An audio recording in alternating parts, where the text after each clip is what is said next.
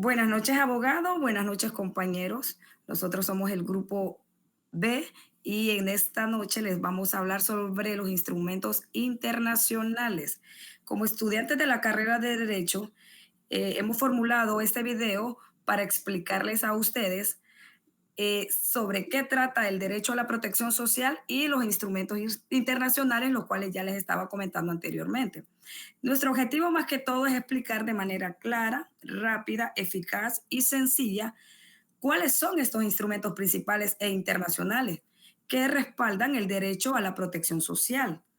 Aparte, entender qué establece cada uno de ellos y cuál es su importancia dentro del sistema de los derechos humanos. ¿Qué es el derecho a la protección social? Bueno, para empezar, es importante aclarar qué entendemos por protección social. Desde mi punto de vista o desde el punto de vista jurídico, hablamos de protección social. Este es cuando el Estado viene y nos garantiza a nosotros mecanismos para apoyar a las personas frente a un riesgo, tales como la enfermedad, la vejez, también la invalidez, pero no dejando desapercibido el desempleo, la maternidad o otras situaciones de pobreza.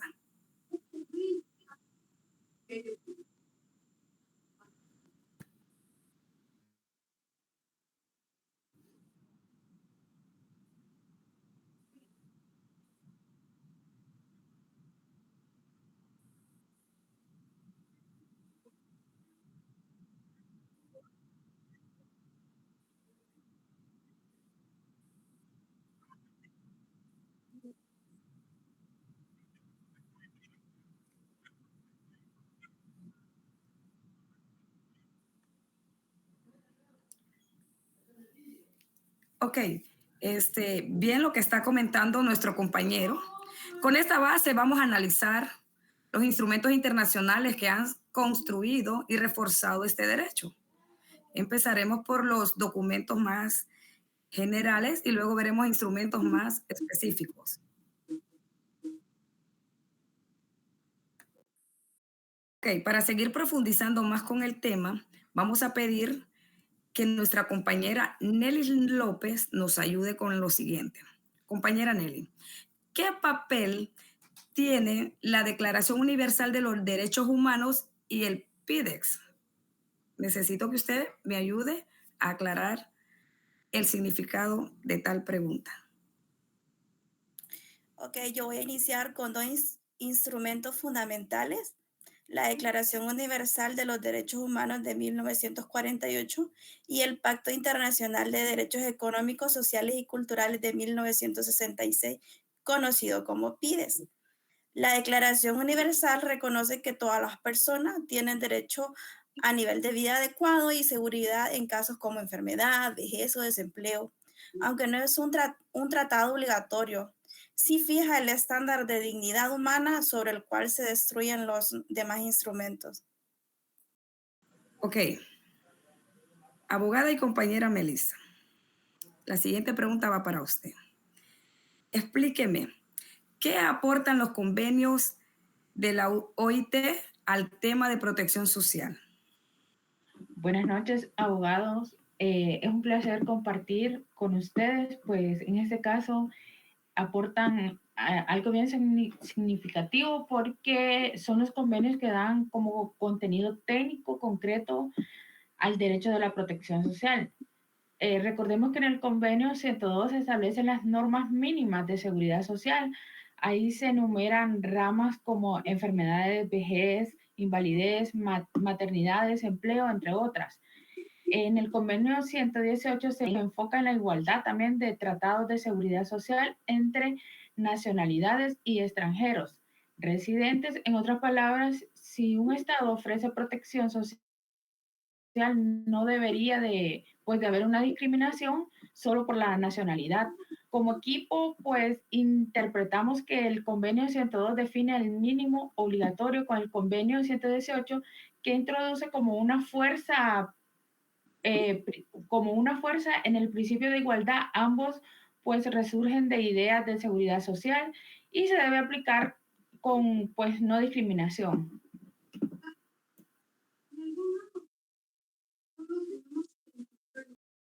Compañera y abogada Cindy Flores. Seguimos abordando el tema, seguimos con el tema. Yo quiero que usted me explique y explique a cada uno de los que estamos aquí presentes cómo se vincula la protección social en el trabajo y la maternidad. Buenas noches, abogados. Es un gusto nuevamente poder compartir con ustedes respondiendo aquí la pregunta que ha mencionado la abogada Paola. Vamos a hablar sobre los convenios de la OIT. Hay tres que conectan directamente la protección social con el mundo del trabajo. Uno de ellos es el convenio 121, el convenio 130 y el convenio 138. Ahora vamos a dar una respuesta más breve a cada uno de los convenios. En el convenio 121 trata sobre los accidentes de trabajo y las enfermedades profesionales que se llevan día a día. Esto reconoce que el trabajador no debe de asumir solo las consecuencias de los riesgos laborales y que deben existir prestaciones, rehabilitación y mecanismos de compensación. Luego tenemos el artículo y el convenio número 130 que aborda la protección en caso de enfermedad. Aquí es donde nosotros combinamos la atención médica con prestaciones económicas, mientras que la persona no puede trabajar. La idea fundamental aquí en el convenio 130 es que la enfermedad no se vaya a convertir automáticamente en una situación de pobreza extrema para las personas que están sufriendo una enfermedad. Finalmente, tenemos el convenio 183 que protege la maternidad. Establece licencias, prestaciones y estabilidad laboral para las mujeres trabajadoras. Desde nuestro punto de vista, este convenio deja claro que la maternidad debe de verse como un hecho social protegido.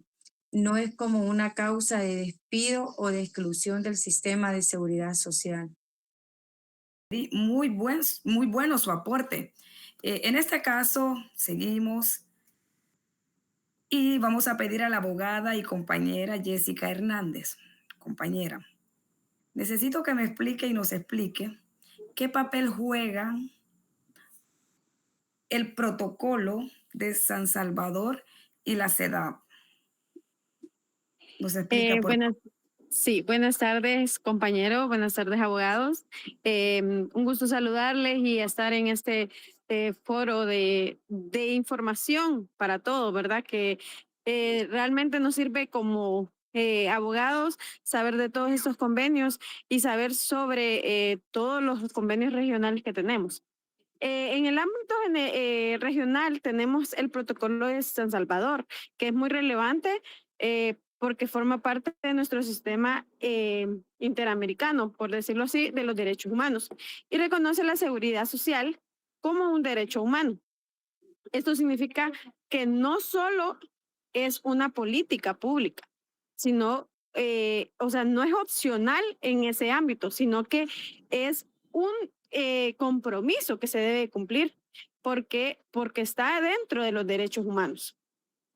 Por otro lado, el CEDAW, que es la Convención sobre la Eliminación de todas las formas de discriminación contra la mujer, introduce con fuerza el enfoque del género en la protección social. Sabemos que en este aspecto hemos venido retrocediendo porque no hemos avanzado realmente en los derechos humanos y menos de la salud de la mujer. Entonces, sí nos debemos enfocar en esa parte de género de protección social. Exige que las mujeres, o sea, el CEDAW exige que nosotros las mujeres tengamos acceso de igualdad en condiciones a las prestaciones, a las licencias de maternidad y a los servicios de salud. En nuestra opinión, estos dos instrumentos recuerdan que la protección social debe ser tanto universal como igualitaria, porque todos tenemos, todos estamos ligados a los derechos humanos. También que se puede diseñar un sistema de seguridad social que ignore desigualdades que enfrentan todas las mujeres realmente, porque como les venía diciendo, este es un tema que se toca muy poco, pero realmente sí se debería tocar bastante. Me disculpo porque estoy en actividades de trabajo, entonces, pero ahí vamos. Como les decía, nosotros tenemos que dar prioridad realmente a esos convenios por la misma manera que tenemos que seguir y seguir esforzándonos para que todo esto avance y que realmente se respeten todos los derechos humanos. Gracias. Listo, compañera y abogada Jessica, muy buena su participación, muy bueno su aporte. Buenas noches, abogado. Buenas noches, abogado y compañero Edwin. Eh, bienvenido. Siguiendo con el tema, ¿cómo cree usted o cómo se protege a la niñez y a las personas con discapacidad en materia de protección social? Buenas noches, compañeros abogados. Como usted menciona, ¿verdad? El hecho, ¿verdad?, de que sean, ¿verdad?, niños o que sean personas con discapacidad, tienen, ¿verdad?, los mismos derechos. Somos, ¿verdad?, tenemos, ¿verdad?, tenemos y debemos usar los mismos derechos, ¿verdad?, sin ninguna distinción, ¿verdad?, de género, de religión. Y enfatizando, ¿verdad? Ya hablamos, ¿verdad? Mis compañeros que me antecedieron sobre, ¿verdad?, los derechos que tienen las mujeres, por ejemplo, embarazadas, las personas de la tercera edad, la vejez, y deberían, ¿verdad?, esos tener, ¿verdad?, alguna pensión al momento de no poder realizar, ¿verdad?, algún trabajo por la edad, ¿verdad? Pero vamos a enfatizar un poco, ¿verdad?, sobre lo que es los derechos que tienen los niños. Existe, ¿verdad?, la Convención sobre los Derechos del Niño, que reconoce a niños, niñas y adolescentes como sujetos de derechos prioritarios, perdón. Esto ¿a qué se refiere esto? Hace énfasis y debe garantizar, ¿verdad?, que todos los niños, sin excepción, ¿verdad?, como mencioné anteriormente, tienen y deben, ¿verdad?, tener acceso a lo que es a la alimentación, a una educación digna, ¿verdad?, de calidad y a una protección social. Lamentablemente observamos, ¿verdad?, diario problemas, ¿verdad?, en vulnerabilidad. Observamos, perdón, niños en problemas de vulneración de derechos. En términos de protección social, esto implica, ¿verdad?, que la niñez debe ser un grupo prioritario. No basta en decir que existen programas generales que protegen a los niños, ¿verdad?, sino que tiene que haber una atención específica para asegurar su integridad. Y también, ¿verdad?, como lo mencioné al principio, las personas, ¿verdad?, con discapacidad. Este es un enfoque, no es un cambio de enfoque tradicional y se trata de ver la discapacidad desde la lástima, sino desde el reconocimiento de derecho.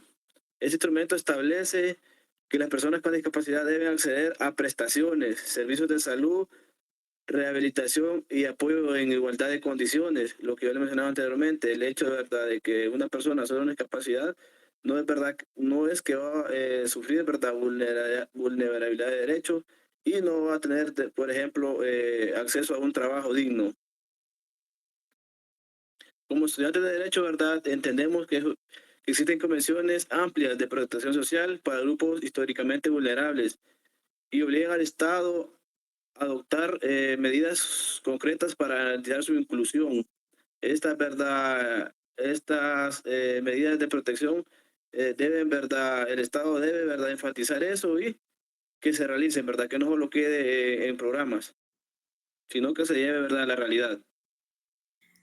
Listo, compañero. Gracias por la aportación. Efectivamente, pues el compañero acaba de explicar en sí cuáles son nuestros derechos y qué mejor forma, ¿verdad?, de lo que nos acaba de aportar, que existe siempre en nuestro país la Convención de los Derechos del Niño.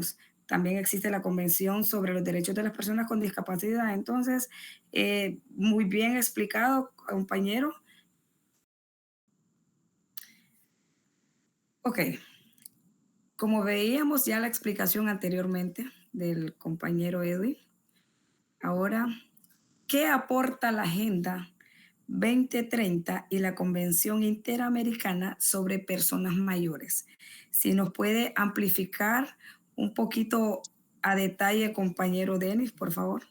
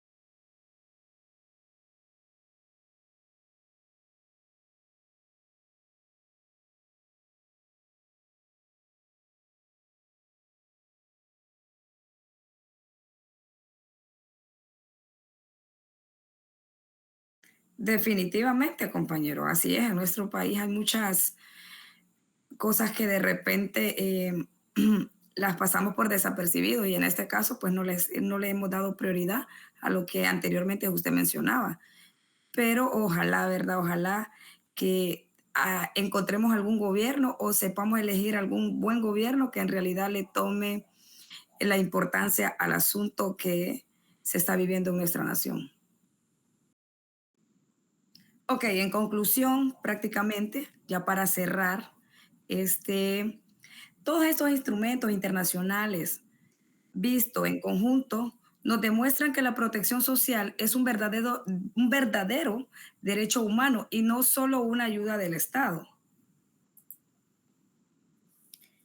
Sí, como aporte, para finalizar, la Declaración Universal y el PIDES nos da el fundamento ético y jurídico para entender que la seguridad social forma parte del núcleo básico de la dignidad de las personas. Buenas noches, compañeros. También para concluir con mi participación, los convenios de la OTI aterrizan ese derecho de la realidad del trabajo, fijando estándares mínimos para que las personas estén protegidas frente a las enfermedades, el desempleo, los riesgos laborales y la maternidad. También tomando en consideración, compañeras, unos puntos más relevantes que deberíamos de destacar es el protocolo de San Salvador y la CEDAW. Nos recuerdan que la protección social debe ser también igualitaria, especialmente para las mujeres y para los grupos que históricamente han sido discriminados. En conclusión, y siendo un punto bien importante, ¿verdad? Las convenciones sobre los derechos de los niños y las personas discapacitadas amplían la mirada poniendo ahí en el centro a quienes necesitan nuestra protección reforzada por su situación de vulnerabilidad y que tenemos que tener presente siempre. Bueno, aportando, ¿verdad? Y concluyendo, como mencionaron nuestros compañeros, algo muy importante, ¿verdad? Y mencionando lo que es la Agenda 2030 y la Convención Interamericana sobre Personas Mayores, completan el ciclo de vida, mostrando que la protección social debe acompañar a personas desde la niñez, su desarrollo, ¿verdad? Como personas, sin ninguna inclusión, hasta la vejez.